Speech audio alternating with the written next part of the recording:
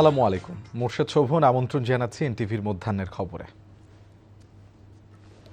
প্রধানমন্ত্রী তারেক রহমান বলেছেন ২০২৪ সালের গণঅভ্যুত্থান আবারও স্পষ্ট করে দিয়েছে দেশের মালিক জনগণ। সুতরাং রাষ্ট্রের এই মালিকদের স্বার্থ ও কল্যাণ নিশ্চিত করা সরকারি কর্মকর্তা কর্মচারীদের প্রধান দায়িত্ব। সকালে বিয়াম ফাউন্ডেশনের নতুন ভবনের ভিত্তিপ্রস্তর স্থাপনকালে জনপ্রশাসনের উদ্দেশ্যে এসব কথা বলেন তিনি।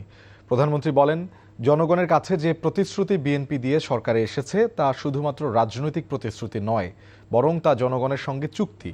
জনগণ বিএনপির ইশতেহারের পক্ষে রায় দিয়েছে। বর্তমান সরকার ইশতেহার ও জুলাই সনদে স্বাক্ষর করা প্রত্যেকটি দফা অক্ষরে অক্ষরে পালন করতে বদ্ধপরিকর বলে জানান তারেক রহমান। সরকারি কর্মকর্তা কর্মচারীদের জনগণের সেবক ও বন্ধু হিসাবে নিজেদের ভাবতে আহ্বানও জানান তিনি। প্রধানমন্ত্রী আরও বলেন, সরকার মেধানির্ভর, সৃজনশীল, দক্ষ, দায়িত্বশীল ও আদর্শবান মানব সম্পদ গড়ে তুলতে বদ্ধপরিকর। সরকারি কর্মে নিয়োজিত মানব সম্পদকে আধুনিক প্রশিক্ষণের পাশাপাশি প্রযুক্তির সর্বোত্তম ব্যবহারে সক্ষম করে গড়ে তোলা অত্যন্ত জরুরি। তারই ধারাবাহিকতায় বর্তমান সরকার মেধানির্ভর, আত্মবিশ্বাসী, সৃজনশীল ও দায়িত্ববান মানব সম্পদ গড়ে তুলতে বদ্ধপরিকর। সকল রাষ্ট্রীয় প্রতিষ্ঠানে মেধাভিত্তিক, স্বচ্ছ, দক্ষ ও জনবান্ধব জনপ্রশাসন গড়ে তোলার কোনোই বিকল্প নেই যদি আমরা আমাদের প্রত্যাশিত বাংলাদেশকে গড়ে তুলতে চাই। রাজধানীর সোহরাওয়ার্দী উদ্যানে জুলাই শহীদ পরিবার ও জুলাই যোদ্ধাদের নিয়ে জাতীয় সমাবেশ করছে বাংলাদেশ জামায়াতে ইসলামী। সকাল থেকেই দেশের বিভিন্ন জায়গা থেকে জুলাই যোদ্ধা এবং জুলাই পরিবারের সদস্যরা জড়ো হয় সমাবেশের স্থলে। গণভোটের রায় বাস্তবায়ন, সংবিধান সংস্কার এবং জুলাই সনদকে সংবিধানে অন্তর্ভুক্ত করার দাবিতে আয়োজিত এই সমাবেশে উপস্থিত আছেন জাতীয় সংসদের বিরোধী দলীয় নেতা ও জামায়াতের আমির ডাক্তার শফিকুর রহমান সহ ১১ দলীয় জোটের শীর্ষ নেতারা। জোটের ধারাবাহিক কর্মসূচির অংশ হিসাবে এই মহাসমাবেশ করছে জামায়াত। ভ্যাকসিনে নিজেদের স্বনির্ভরতা ও সাশ্রয়ী হওয়া নিয়ে সরকার ভাবছে বলে জানিয়েছেন প্রধানমন্ত্রীর উপদেষ্টা ও প্রধানমন্ত্রী কার্যালয়ের মুখপাত্র ডক্টর মাহাদি আমিন। সকালে রাজধানীর ইস্কাটন গার্ডেনে ডিএনএর নকশা উন্মোচন থেকে দেশের বায়ো ইকোনমির ভবিষ্যৎ শীর্ষক গোলটেবিল বৈঠকে কথা জানান তিনি। বলেন, শুধু মানুষ নয়, অন্যান্য প্রাণীর ভ্যাকসিনেশন নিয়ে বড় পরিসরে কাজ করবে সরকার। তিনি আরও বলেন, খাদ্য নিরাপত্তা নিশ্চিত করা সরকারের অন্যতম প্রধান লক্ষ্য। জনগণের ক্ষমতায়ন ও তরুণদের আকাঙ্ক্ষা পূরণেও কাজ করবে সরকার। তরুণ প্রজন্মকে এগিয়ে নেয়ার জন্য শিক্ষা কারিকুলামে যুগোপযোগী পরিবর্তন নিয়ে আসার কথাও জানান মাহাদি আমিন।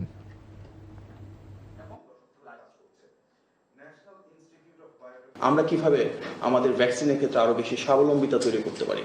ফর ইনস্ট্যান্স হামের ক্ষেত্রে বর্তমানে একদম কারেন্ট ইস্যু, সেখানে কি আমাদের কোনো ইন্টারভেনশন আমাদের নিজেদের ইকোসিস্টেমকে তৈরি করতে পারি কিনা। ড্রাগসের ক্ষেত্রে অর্থাৎ মেডিসিনের ক্ষেত্রে আমরা কি আমাদের মেডিসিনের যে ইম্পোর্ট ওরিয়েন্টেড বেশ কিছু জিনিস আছে সেগুলোকে স্বনির্ভরতা তৈরি করতে পারি কিনা, আরো বেশি সাশ্রয়ী হতে পারি না। ক্যান্সার সহ অন্যান্য বেশ কিছু লাইফস্টাইল নিজস্ব রিসার্চ আছে, সেখানে কি আমরা আরো বেশি বিনিয়োগ করতে পারি কিনা এবং সেই জন্য গভর্নমেন্ট কি টাইপের পলিসি দিতে পারে। প্রচণ্ড গরমে জনজীবন যখন বিপর্যস্ত, তখন কিছুটা স্বস্তির খবর জানিয়েছে আবহাওয়া অফিস। আগামী 5 দিনে তাপমাত্রা কমে আসতে পারে বলে জানায় সংস্থাটি।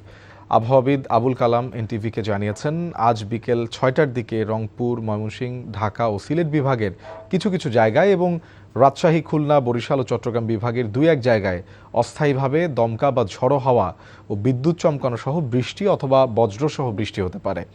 সেই সঙ্গে রংপুর, ময়মনসিংহ ও সিলেট বিভাগের কোথাও কোথাও মাঝারি ধরনের ভারী থেকে অতি ভারী বর্ষণ হতে পারে।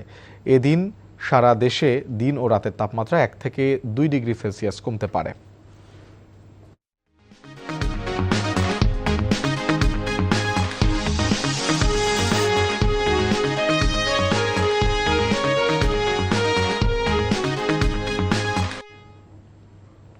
ভারতের দেয়া মরণবাঁধ ফারাক্কা আর উজানের পানি নিয়ন্ত্রণের ফলে খুলনার অসংখ্য নদী এখন কালের সাক্ষী। সে সঙ্গে যুক্ত হয়েছে দখলদারদের দৌরাত্ম্য আর দূষণ। যে কয়েকটি নদী কোনো ক্রমে বেঁচে আছে সেগুলো নাব্যতা সংকটে। বছরের পর বছর নামকাওয়াস্তে নদী খনন কাজ করা হলেও অল্প দিনেই তা আবার ভরাট হয়ে যাচ্ছে। স্থায়ী সমাধান কোন পথে? যশোর, খুলনা ঘুরে নদী, নালা, খালবিল ও জলাশয় দখল দূষণের কবল থেকে রক্ষা করার উপায় নিয়ে নিয়ামুল আজিজ সাদিকের 4 পর্বের ধারাবাহিকের শেষ পর্ব আজ। সঙ্গে ছিলেন মোহাম্মদ আবু তৈয়ব, ছবি তুলেছেন আয়নাল আহমেদ।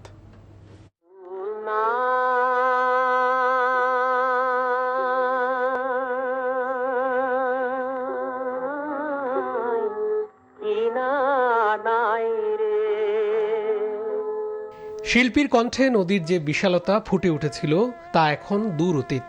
জলরাশি ছাপিয়ে এখন অনেক এলাকার নদী পরিণত হয়েছে ধু ধু বালুচরে। এই যেমন খুলনা সাতক্ষীরা সড়কের ডুমুরিয়া উপজেলার হেমকুড়া নদী। নদীর নাম দিয়ে সাইনবোর্ড আছে ব্রিজ, কিন্তু ব্রিজের নিচে নদী নেই। নদীর বুকে ঘরবাড়ি গড়ে উঠেছে। এই নদীর 18 কিলোমিটার জুড়েই একই অবস্থা। আগে ওখানে খাল ছিল, নৌকো চলছে, খালে সোর্স ছিল, তো এই সুইচ গেটার পর তো খালের লোকজন চলে না। এক সময়ের প্রমত্তা শোলমারিও এখন সরু খাল। কয়েক দশক আগেও যে পথ দিয়ে বড় বড় জাহাজ চলাচল করত, সে পথ এখন গবাদি পশুর চারণভূমি। বছর বছর সরকারি বাজেটে নদী খনন কর্মসূচি পালন হয়। লোক দেখানো যেটুকু খনন কাজ হয়, সে খননের মাটি ও বালু রাখা হয় নদীর তীরে। ফলে বৃষ্টি হলে সে মাটি গড়িয়ে পড়ে নদীতে। বিষয়টি স্বীকার করে পানি উন্নয়ন বোর্ডের তত্ত্বাবধায়ক প্রকৌশলী বলেন, পাড়ের মাটি সরিয়ে নেয়ার প্রক্রিয়া শীঘ্রই শুরু হবে। ড্রেস মেটেরিয়ালটা রাখবে কোথায়? রাখতে হলে অনেক সাউন্ডিং এলাকা লাগে, বিশেষ করে এখানে অনেক আরবান এলাকা আছে, অনেক জায়গায় হাট আছে, বাজার আছে, সব জায়গায় তো আমি মেটেরিয়ালটা রাখতে পারবো না। এক্সকেভেটর দিয়ে মাটি খননকে নদী পাড়ে যেভাবে রাখা যায়, ড্রেস করে কিন্তু নদী পাড়ে রাখা যায় না। ওই দিন আলাদা একটা মানে ডাইট করতে হয়, একটা এরিয়া সিলেক্ট করতে হয়, সেটা সব জায়গায় সম্ভব না। কোনোভাবেই খালের পাড়ে এই মাটিটাকে জমা করা যাবে না, কারণ খালের পাড়ে যখন জমা হয় তখন এটা ধুয়ে আবার খালের মধ্যেই পড়ে। ফলে এই ধরনের খাল খনন করা একটা কারিগরি ত্রুটি ছাড়া আর কিছুই না। হরি নদীতে পানি প্রবাহ বন্ধ করে মেশিন দিয়ে খনন করছে পানি উন্নয়ন বোর্ড। খুলনা বিশ্ববিদ্যালয়ের পরিবেশ বিজ্ঞান বিভাগের অধ্যাপক ডক্টর আব্দুল হারুন বলেন, ফারাক্কা বাঁধের কারণে উজানে পানি না আসায় খুলনাঞ্চলের নদ নদী মূলত মরে যাচ্ছে। তার মতে সরকারি হিসেবেই খুলনা মহানগরীর আশেপাশে 29টি নদী বিলীন হয়েছে। ফারাক্কা বাঁধের কারণে পদ্মায় যে পানি প্রবাহ ছিল এবং যে আপস্ট্রিম ওয়াটার ফ্লোটা এই সমস্ত নদীতে নামতো, সেটা তো অনেক বছর থেকে বন্ধ। ফলে নদীগুলো দিন দিন ভরাট হয়েছিল এবং এখনো হচ্ছেও। এই অঞ্চলের কোনো নদীতে বাঁধ দিয়ে নদী খনন করা কোনো ফলদায়ক না, ভালো সুফল আসবে না। কারণ সুফল আসতে হলে আপনাকে ওই পানির স্রোত, কানেক্টিভিটি এটা থাকতে হবে, সংযোগটা থাকতে হবে। এখনই ব্যবস্থা না নিলে আগামীতে এসব অঞ্চলের নদী অস্তিত্ব সংকটে পড়তে পারে বলে শঙ্কা বিশেষজ্ঞদের। সালথা, ময়ূর, ভদ্রা, হামকুড়া, খুলনাতে যে 1 শতাধিক নদী ছিল তার মধ্যে এখন 37টি কোনো মতে টিকে আছে। এরই মধ্যে আবার বৃষ্টির কোনো ধরনের প্রবাহ নেই। এর প্রধানতম কারণ হচ্ছে অপরিকল্পিত নগরায়ন, দখল এবং দূষণ। এগুলো যদি ঠেকানো না যায়, আগামীতে বাকি নদীগুলোও কালের গর্ভে হারিয়ে যাবে বলে মনে করছেন বিশ্লেষকরা। Niamul Aziz Sadiq, NTV news, Khulna. BNP ক্ষমতায় না আসলে ভাত খাবেন না, এমন প্রতিজ্ঞা করেছিলেন কিশোরগঞ্জের ইনু মিয়া। 17 বছর পর সেই রাগ অভিমান ভাঙালেন 80 বছর বয়স্ক ইনু মিয়ার মন্ত্রী উপস্থিতিতে ভাত খান তিনি। ভৈরব থেকে মোহাম্মদ মুস্তাফিজ আমিনের পাঠানো রিপোর্ট। মোহাম্মদ ইনু মিয়া পড়ালেখা জানেন না, আর্থিকভাবে চরম দরিদ্র। ভীষণ ভক্ত শহীদ প্রেসিডেন্ট জিয়াউর রহমান ও বেগম খালেদা জিয়ার। 2008 সালের জাতীয় নির্বাচনে কিশোরগঞ্জের কুলিয়ারচরে স্থানীয় জগৎচর সরকারি প্রাথমিক বিদ্যালয় কেন্দ্রে ভোট দিতে যান ইনু মিয়া। কেন্দ্র থেকে আওয়ামী লীগ সমর্থকরা লাঞ্ছিত অপদস্থ করে বের করে দেয় তাকে।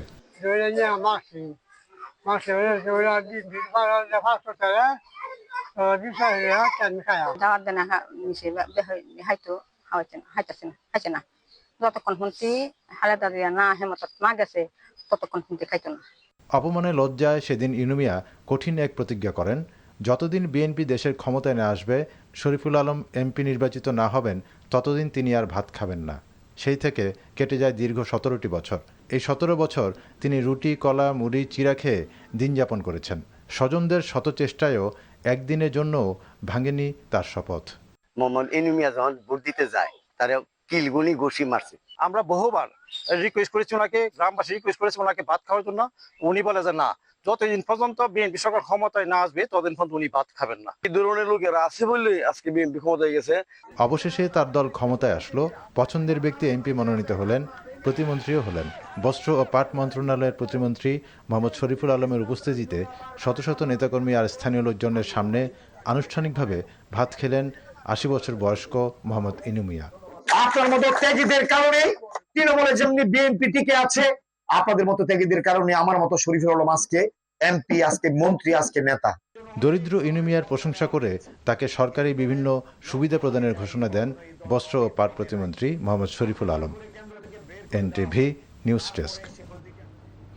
এই ছিল মধ্যাহ্নের খবর। এই খবরের ভিডিও সহ আপডেট জানতে ভিজিট করুন এনটিভি অনলাইন www.ntvbd.com। এছাড়াও এনটিভির জনপ্রিয় সব অনুষ্ঠান ও খবরের আপডেট জানতে ভিজিট করুন আমাদের ইউটিউব ও ভেরিফাইড ফেসবুক পেজ। দুটাই দুপুরের খবর দেখার আমন্ত্রণ রইল। ধন্যবাদ সবাইকে।